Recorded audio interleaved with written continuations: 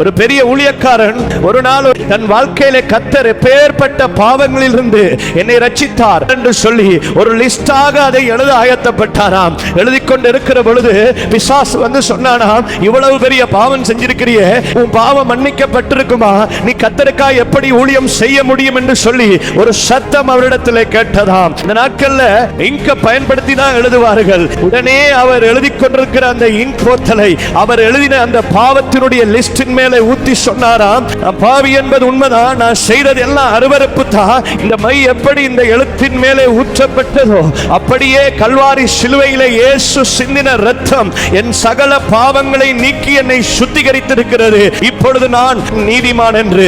எனக்கு பிரியமானவர்களே, ஒருவேளை நீங்க செஞ்சது ஆண்டவருக்கு பிரியப்படுத்தாத காரியங்களா இருக்கலாம். ஆனா தைரியமா சொல்லுங்க, உண்மைதான். ஆனா இயேசுவின் இரத்தம் என் மேல் தெளிக்கப்பட்டு இருக்கிறது. நான் நீதிமானாய் மாற்றப்பட்டிருக்கிறேன்.